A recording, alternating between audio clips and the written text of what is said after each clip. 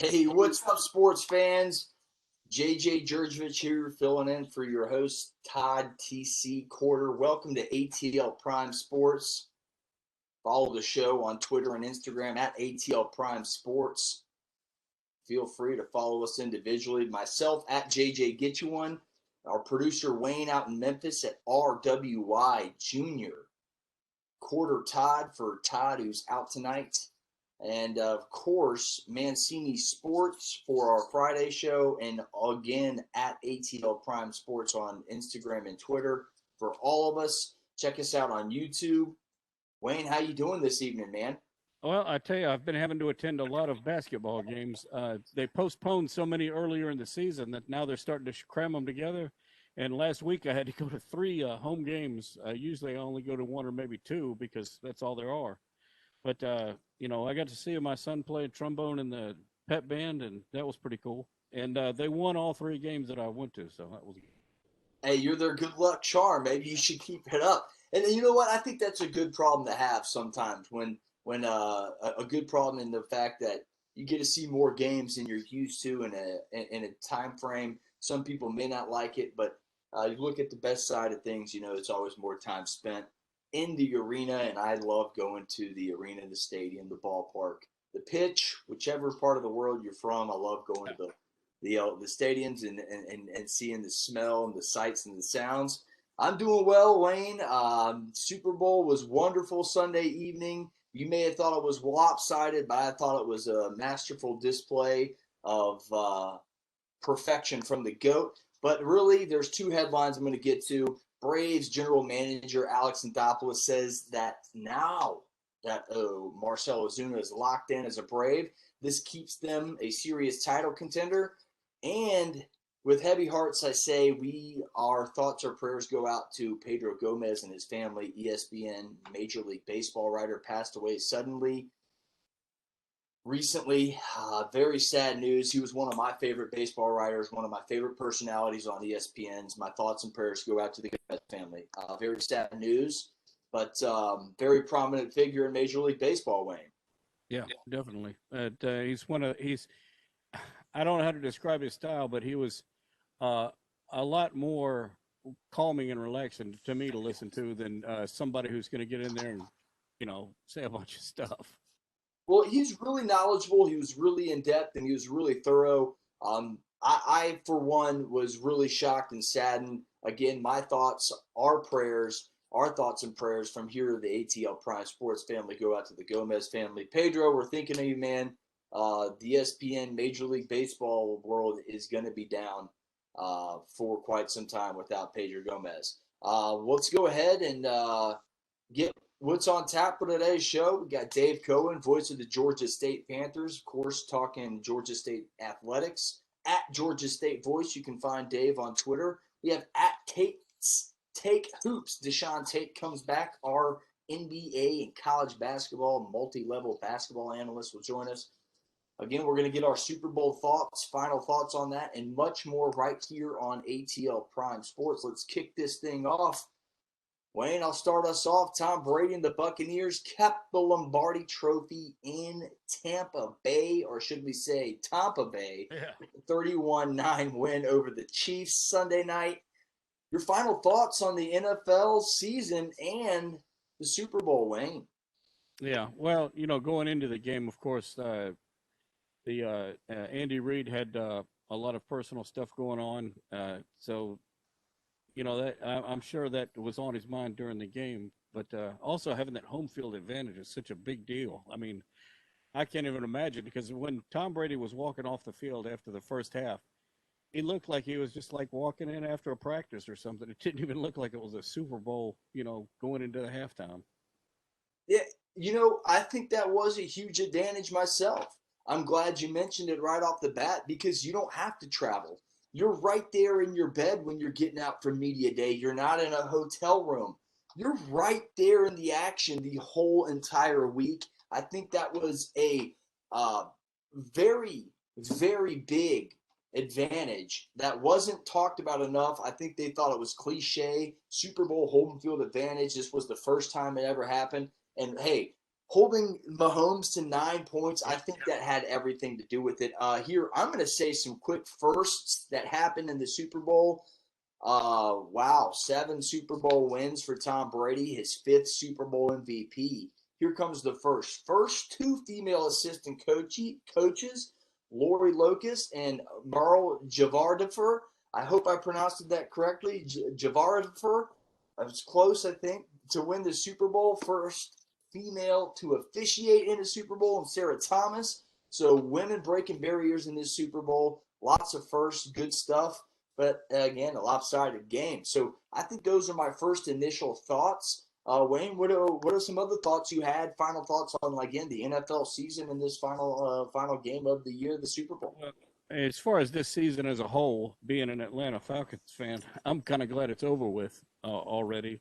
I'm glad somebody from our division won the Super Bowl. I kind of start leaning that way once it gets down to the fact that my team is not going to be in it. I just pull for somebody that's in my division. And, going back to that home field advantage, I will say that it looked like there was an awful lot more Kansas City Chief players having trouble with that surface, the field turf, than Tampa Bay players were. Well, that could have been, again, back to the home field advantage you were talking about. I tell you some other things that came to mind more first. Tom Brady's been to 10 Super Bowls. This was the first year in which he's thrown a first quarter touchdown pass in the Super Bowls. Yeah. It blows my mind. Mahomes was held to 0 touchdowns for the first time in his career as a professional. Just unbelievable. Mahomes was scrambling for his life all night. Tom Brady sitting there getting the ball out quick. Connie Carberg, former guest, said the same thing. This was the quickest anybody had gotten the ball out in about 5 seasons, I think it was. It was a little under 2.5 seconds. That negates any pass rush. You can't do it. You can't rush a passer when he's got the ball out of his hands and then the receiver's making plays. Rob Gronkowski, 2 former Patriots, scored 3 touchdowns. Now, did Gronkowski get 100 yards? I don't think it was quite 100, but he had a great day. Tom Brady only threw for 201, so he was just very effective. Leonard Fournette and Ronald Jones took care of business on the ground. They each had at least 60 yards rushing. It's unbelievable. It's unbelievable the game plan that Byron Leftwich and Todd Bowles put together in this game. Bowles shut down Mahomes, as I mentioned earlier, first time as a pro, held to 9 points. Picked them off twice. The linebackers, White and Levante David, played extremely well, put pressure on him all night. And again, there was some stat he scrambled, which isn't actual yards. He was scrambling for his life for over 460 yards. It's unbelievable the amount of pressure he was under all night. I'm surprised he didn't get sacked more. Yeah, well, I think it's because of the fact that he could run with the ball and could see a path to get to either the sideline or at least the first down marker. I knew that after the first 3 times I saw him having to run because no receivers were open, it was going to be trouble, though. It was unbelievable. The athletic ability on that 4th down to throw the ball when he was completely horizontal. This is Patrick Mahomes, obviously. Oh, yeah. And it goes into, I believe it was Pringle's hands, number 13, if I'm not mistaken. And it hits him right there. Yeah. The accuracy of that throw from that angle, horizontal, unbelievable athleticism. Could have had more sacks. Unbelievable. Just goes to show you what we have more to come from Patrick Mahomes. Oh, definitely. He's definitely going to be around for a while. And like Tom Brady said, I mean, he's definitely destined for greatness. We're going back to Leonard Fournette. Watching him play last night kind of started bringing back, me as someone who pulls for Auburn Tigers and you somebody who pulls for Georgia Bulldogs. Did it bring back any memories of having to play LSU with him on their team? Boy, he looked good. He looked really good.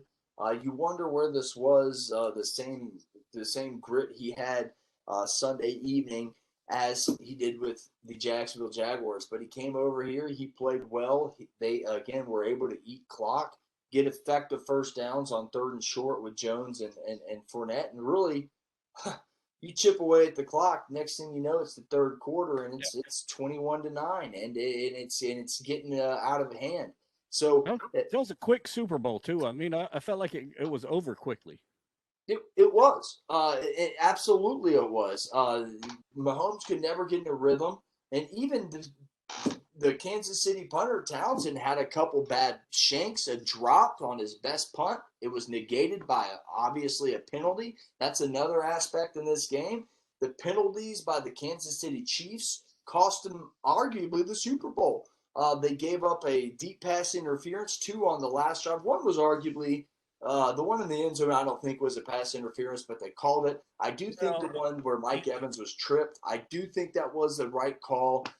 Mike Evans is an incredible receiver. He could have laid out and put a hand on the ball. You never know. I think that was the right call. What do you think? I think that one call in the end zone, going back and remembering it and thinking about it, I know to me the ball was overthrown. I don't think it was a catchable ball. But I think the call would have been more proper if it was some sort of, contact after that 5 yards or something, because it was obvious the guy was holding the receiver or bumping him or something, even though the ball wasn't catchable. So was it pass interference or was it contact, after that certain amount of yards?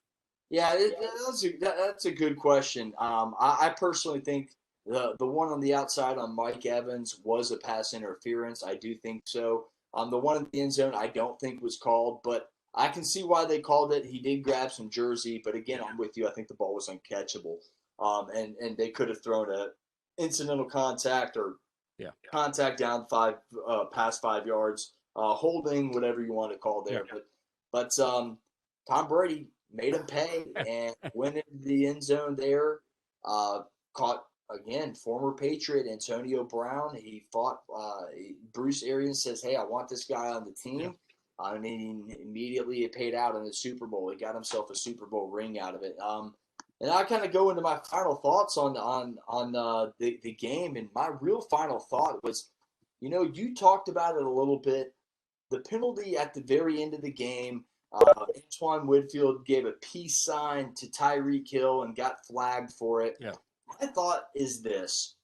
Look, Tyreek Hill backflipped into the end zone, gave the same peace sign to Winfield in a Week 12 blowout loss, and they didn't flag Tyreek Hill, but they flagged Winfield.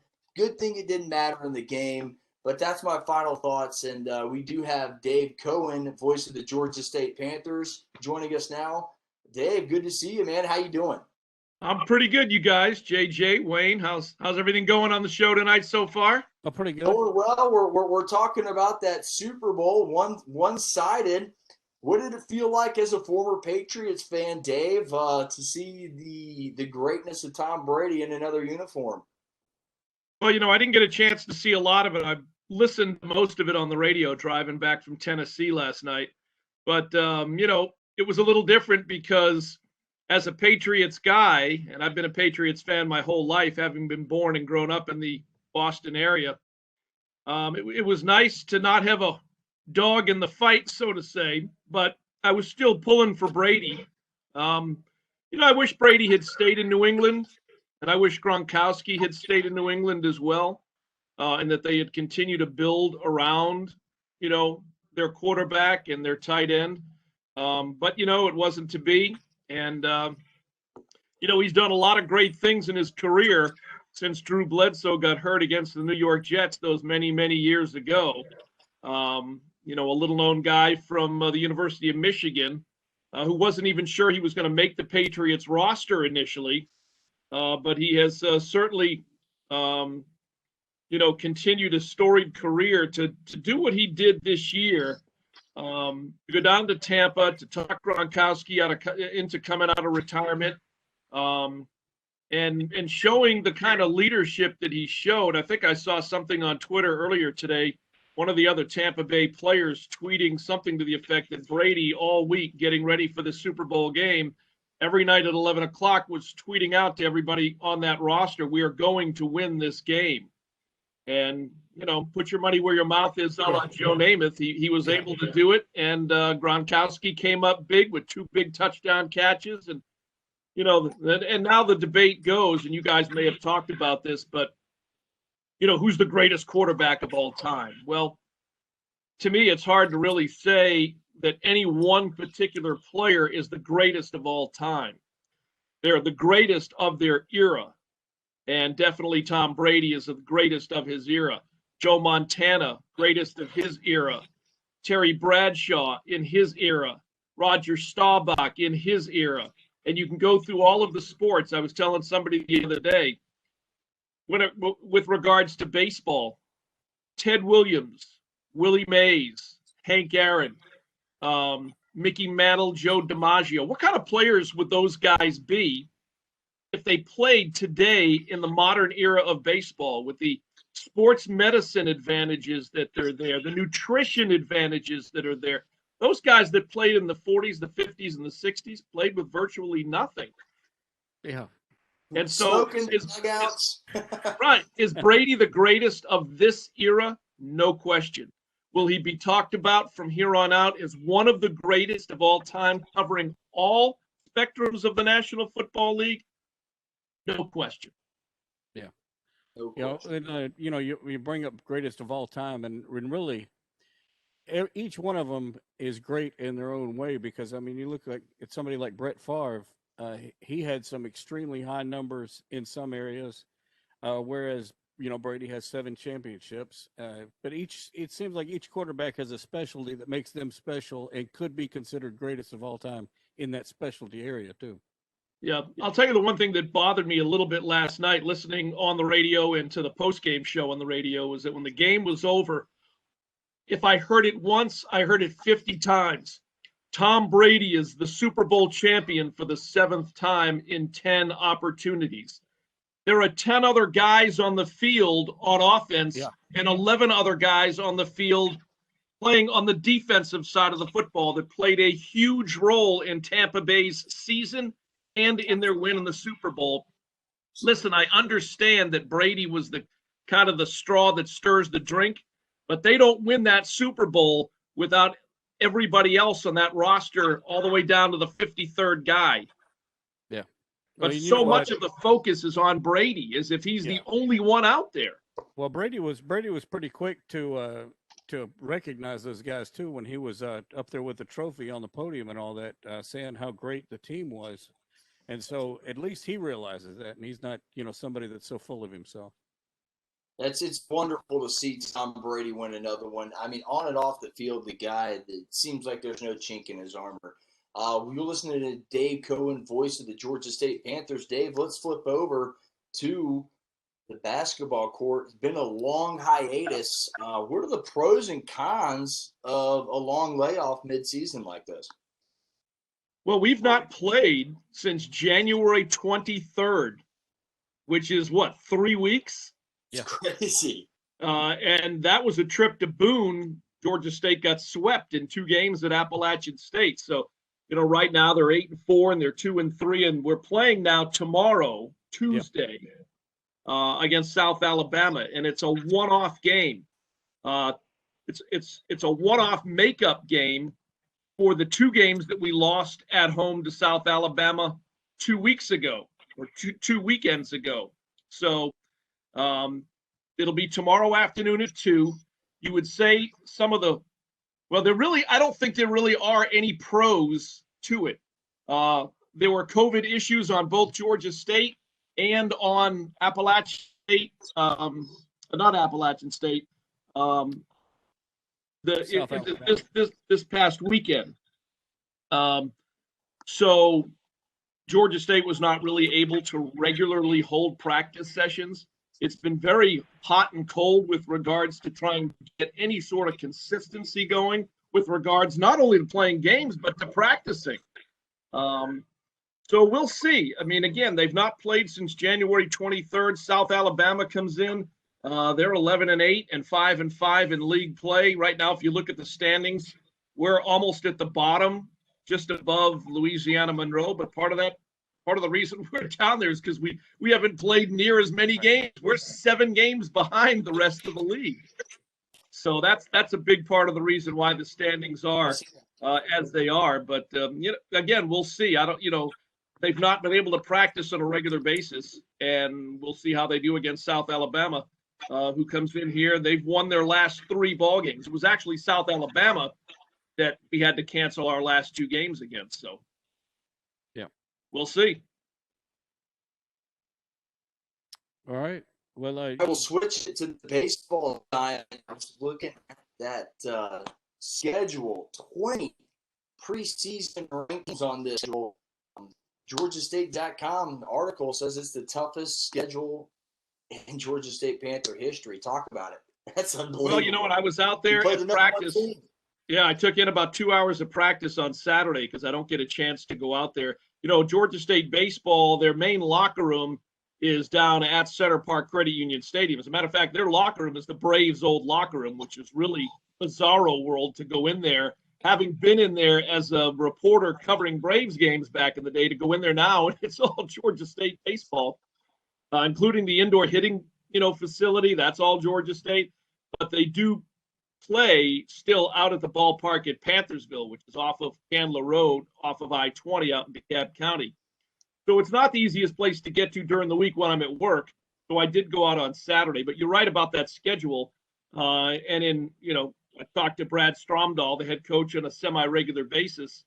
The reasoning for that schedule is because when you look at league protocol in this COVID-19 world that everybody is trying to play in, regionally, they feel like, and the SEC teams feel like they've got a better chance to play teams from other leagues that follow similar protocol with regards to dealing and helping to prevent the virus. In other words, it'll be less of a chance, supposedly, that you'll have to cancel any games during the stretch. Correct. So you're right. That's why, they open up February 19th against West Virginia. It comes in for, I think, a 4-game weekend series. I'll have basketball that weekend, but I may end up on the air for that Sunday game. Georgia home and home. Ole Miss, a weekend series at Vanderbilt. Yeah. I'm trying to remember everybody else. Who else is on it? But too. Who is? I think Florida, the number 1 team in the land's on there too. Right. It's a one-off game against Florida down in Gainesville. But you throw that in, throw in home and home with Mercer, who we play every year, Kennesaw State, who we play every year, and then throw in the Sun Belt, which people don't realize because we live in a very Power 5 centric viewing audience, but the Sun Belt's got really, really good baseball. They do. Georgia State has struggled on the diamond for the most part since we transitioned back into the Sun Belt Conference after being in the Colonial. And that will get better when the new baseball facility is built down by the football stadium. But, we're still a couple of 3 years away from that. So in the meantime, Georgia State and Coach Stromdahl doing a great job really building and solidifying that roster. But, as he said, at least we're going to get a chance to play games. I'd rather schedule teams from the SEC and know that we're going to play or have a higher percentage of being able to play and not having to cancel than to play, we'll call, other mid-major and low mid-major, maybe even some non-D1s where you don't know from 1 week to the next whether those games are going to actually come to fruition. Yeah. Now, one of the things I noticed on your schedule is that in parentheses on a few of these games early, it has noted as a DH game. Yeah, I saw that. It looks like that will be a game where collegiately they will use a designated hitter. Yeah, it may be a test or something because it's not throughout the season. It's just those couple of first games. Yeah, well, the thing is, though, we've always played with the designated hitter. Okay. So I'm not sure exactly. Oh, actually, I take that back, Wayne. Double header. Okay, there you go. Now, we've always played with a designated hitter, and at least in Sun Belt games. Because I'm a American League fan. Anytime I see DH, that's what I think of. Sure, a good friend of mine who was the first designated hitter lives here in the Atlanta area, Ron Bloomberg. Wow. Yep. Should get him on sometime. Well, Dave, it's always good to have you on, voice of the Georgia State Panthers, Dave Cohen. Dave, how do our listeners catch the South Alabama game Tuesday night? Well, one of two ways, and it's actually tomorrow afternoon at 2 o'clock. Correct. Yeah, and let me say the reason they did that is simply to allow South Alabama to get back to Mobile at a decent hour as opposed to playing at 7 o'clock, and they don't get back because Mobile is about a 5-hour ride. And I'm assuming South Alabama turns around and plays very soon too. Right. So this just gives them an opportunity to get back to Mobile at a non-crazy middle of the night hour. But I'll be on ESPN Plus tomorrow, straight up at 2 o'clock Eastern time, and we'll also be streaming that audio in the GSU Athletics mobile app. Awesome. I'm gonna Dave, take a always listen good talking to you. We'll catch you soon. Have a good week, my friend. All right, JJ, appreciate it. Wayne, hope all is well with you up there in Memphis, and we'll appreciate you having me on, and we'll see you next week. All right.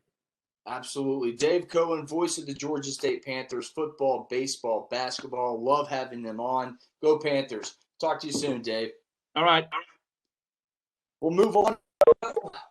We got another guest coming on in about 10 minutes. We'll talk some basketball with our NBA multi-level analyst and college basketball analyst, Deshaun Tate at Tate's Take Hoops, joining us very, very soon.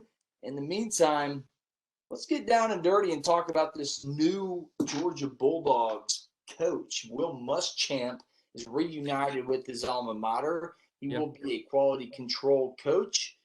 What does that mean exactly? What are your thoughts on this hire for the Bulldogs? I don't even know what quality control coach. That's new to me. What is that all about? Basically, it's a coach of the coaches in layman terms. He's going to look over how things are coached, and basically, if a kid, and from my understanding, if a athlete is saying, hey, I don't get that, and maybe Will Muschamp can say it in a different way with his head coaching experience and his defensive coordinator and experience at high levels to go, hey, if you see it this way, blah, blah, blah, blah. And maybe his X's and O's, he'll say it with Jimmy's and Joe's, and the guy will, and the athlete will get it. So that's basically what he is. I think it's a good hire. We've talked on this show previously. He does have a son on the team, a quarterback in that crowded room. I don't think there's many opportunities where you get to coach your son at a high level. And I think Will Muschamp took advantage of that fully. This is a great hire. As a fan of Will Muschamp's work at Florida and South Carolina, he did some good things. He won some big games. Heck, he beat Georgia. I like his work better. I like his work better at South Carolina than I do Florida. I don't think he was a good fit for Florida. Nah, it was a tough fill-in for Florida. I think Will Muschamp coming over from Texas at that point was a very, very quick change of pace from the Big 12 in Texas. And I think he started out hot and set the bar extremely high, and that kind of hurt him. But again, I think his X's and O's, the way he coaches, he's an intense guy. He'll get the best out of his players. And that's why I think Georgia really knocked it out the park with this hire, because you get a guy that can coach with his son, that gets to come in on campus where he went to college, that he's familiar with.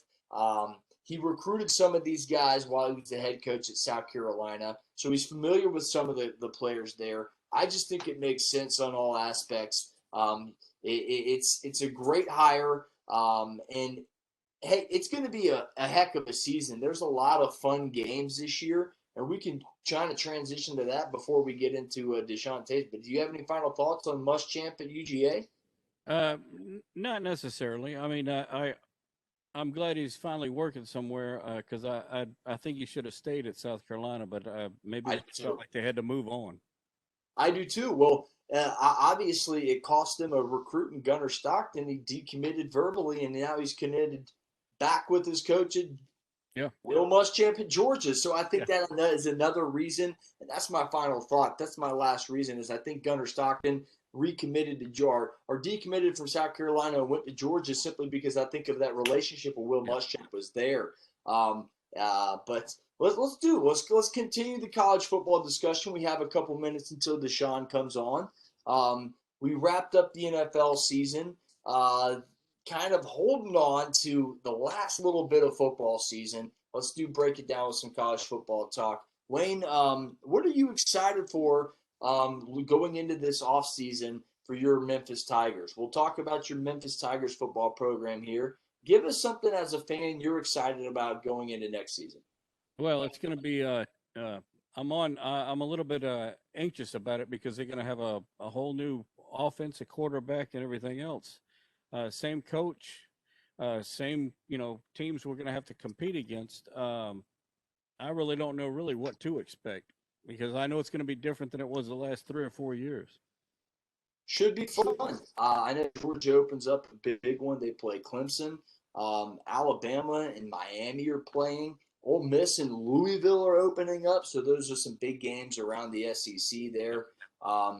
It's absolutely just mind-boggling the amount of coaching changes that have gone on here. We can talk about some of those too if you want to, Wayne. Which coach do you think maybe in college football is best equipped to win right now as a new head coach? Well, the new head coaches, I'm all on wait and see. But I thought it was a great move for Iowa State to retain their coach and to have him sign a new deal there. So that's going to be good for them.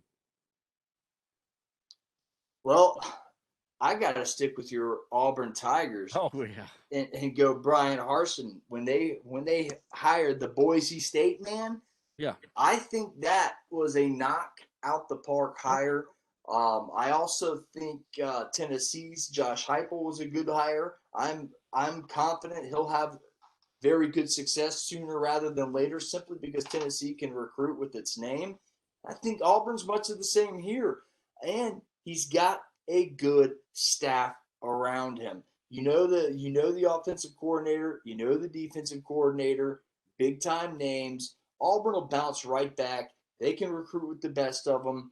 And this guy's all he's done is won.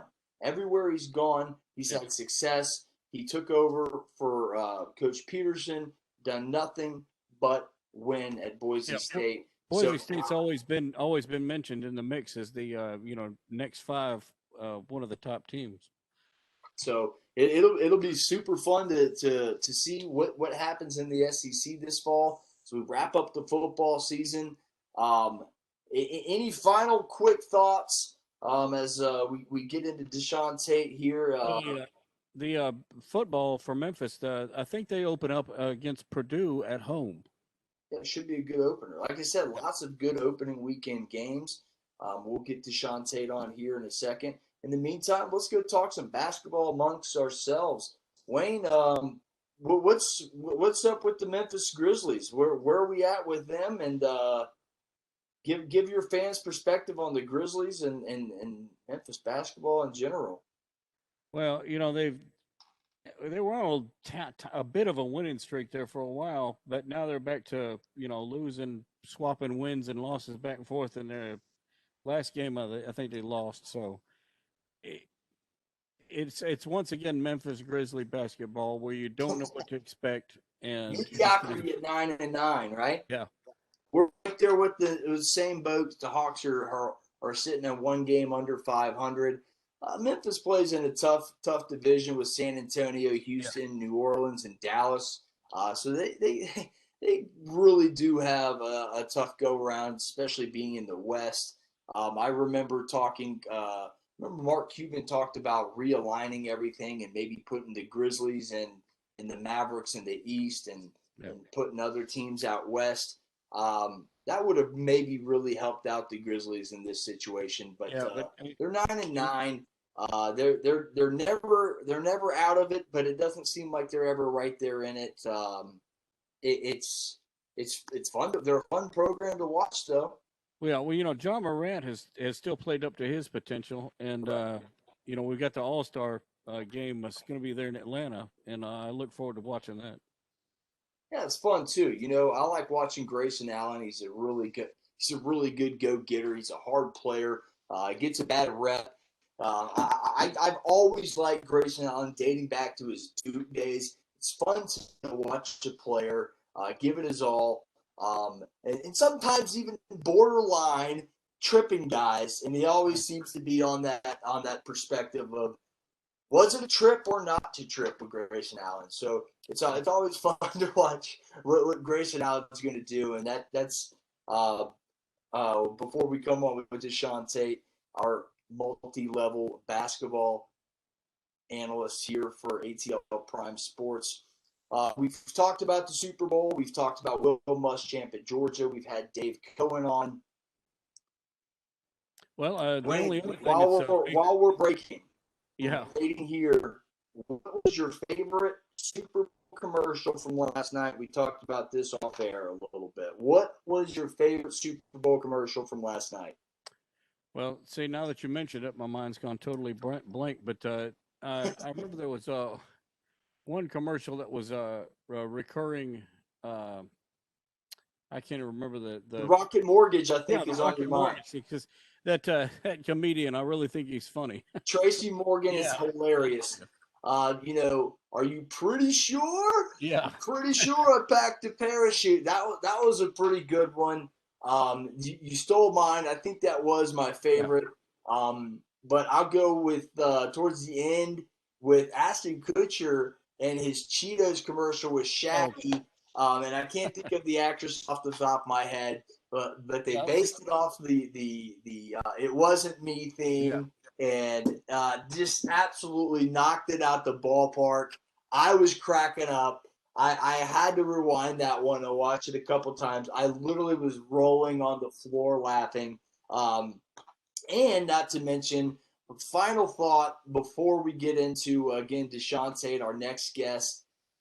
Wow. I wish they didn't pan away from the best run of the night in the Super Bowl, which was the fan getting on the field. And you can YouTube it. You've showed us the link.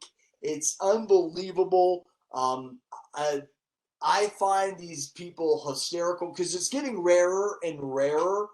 You just don't see it. I'm assuming the penalties are getting stiffer and stiffer, but absolutely the best run of the night, as Jim Nantz said. So funny. What are your thoughts on the halfway streaker at the Super Bowl? Well, it makes me wonder how something like that is allowed to happen, because I would figure they'd have a lot more security being a Super Bowl. But, as clever as these guys that want to do that sort of thing are, they'll find a way around it. You know what? I wonder what that guy was wearing prior to going out on the field. And I always wonder, I've been at one game that was a streaker incident. It was at Turner Field. It was the Braves versus the A's, believe it or not. And I believe it was a Sunday night baseball game. And streaker ran from first baseline out there. It was absolutely hysterical. One of the funniest memories of my baseball game days. When you see a fan on the field live, it brings something out of you. It's just an experience. It's so fun. It's so funny. As long as nobody gets hurt, of course. And I'm sure the guy spent a night in jail. And I'm sure he'll have his 15 minutes of fame. But that was absolutely hysterical. Well, one of the professional football stadiums, I don't think it's around anymore, but Philadelphia used to have its own police precinct in the stadium because their fans got so out of control sometimes, and they had like a little miniature jail right there at the stadium. Sounds like European soccer or something. Yeah. But most likely those fans are crazy. They really do get into it out there. But those are our final thoughts on the Super Bowl, on college football. Listeners, you're listening to ATL Prime Sports, at ATL Prime Sports on Twitter and Instagram, at RWI Jr. for our producer Wayne out there in Memphis, at Corder Todd, CORDERTODD for Todd Corder TC, who I'm filling in for tonight. He's on vacation. And of course, myself at JJ Get You One. Always find us on Twitter. We will respond to your questions, comments. Catch us Friday live on blogtalkradio.com/Mancini Sports, 1 to 1:30. Always talking football, baseball, all the latest topics, and that is live. And you can join us there. on blogtalkradio.com. Again, /Mancini Sports. Waiting on Deshaun Tate here. It's been a shakeup at top of the NBA standings this year. Look, the Utah Jazz are number one seed out west right now, which I don't know if a lot of NBA writers predicted that. I sure the heck didn't. I had the Lakers at this point in the season establishing their dominance well into the night, as you should say, as they did last season during the pandemic. As we again trying to get Deshaun Tate here. And he should be on momentarily, and we'll ask him that question: Are these Jazz for real? We'll get his opinion on that momentarily. Well, the other sports event coming up this weekend is the Daytona 500, and they have some races, coming up before that. On Thursday, they have 2 qualifying races to determine who sits on the first row. The poll day will be who sits on the first row, and then the qualifying races determine how they line up the rest of the race for the race on Sunday. So it's one of the longest seasons in professional sports. Yeah. And they start with their Super Bowl right off the rip. They always have. I've always find that kind of fascinating. As football winds down, other sports gear up. NASCAR's coming. Remember, folks, golf is right around the corner. We have the Masters yet again in April. Second time in 5 months. That should be fun to watch. And baseball, we're about 50 days away. And as we wait for Deshaun Tate, let's quickly go into a little baseball topic. A lot of writers are crowning the Dodgers champions. I'm not going to do it just yet. I think the Braves acquiring Marcell Ozuna is a serious move. I think they can still contend. Heck, they took the champs to Game 7. They were up 3-1, and everybody thought Atlanta could do it. They got a young, healthy rotation this year. I should say, if they can keep it healthy with Soroka back, Fried, they should be able to go toe-to-toe with anybody else in the majors. It's going to be a kind of an in-between period with just the NBA taking the show for the next month or two before March Madness and the NBA playoffs, and again we gear up for all the spring sports. It's been a fun show. We're going to try and get Deshaun Tate on here one more time. If not, again we'll just wrap up and try and. Going back to baseball and everything, I know y'all are in the Grapefruit League to start off, and we're in the Cactus League, Texas is, which is kind of an interesting mix because you get to play, American League and National League teams playing each other in the preseason. And I don't know how much they mix up those anymore. But it's fun to watch that or keep up with that before the real season actually starts. Looks like we're just going to reschedule Deshaun Tate. We're having trouble getting him on. I'll just sign off and say, hey, again, stay tuned. Friday, 1 to 1:30 on blogtalkradio.com /Mancini Sports. Yeah. We'll be recapping the weekend sports. We'll be talking about the upcoming baseball season with Todd Corder, Wayne, our producer, out in Memphis, and, of course, myself, JJ. My final thoughts on the show. Guys, 50 days until Major League Baseball's opening day. I hope we get to play all 162. The 60 wasn't enough for me. Get you one. Again, Friday live on Blog Talk Radio /Mancini Sports. For Wayne, for TC, who's not with us tonight, I'm JJ. We'll see you. Take care, everybody.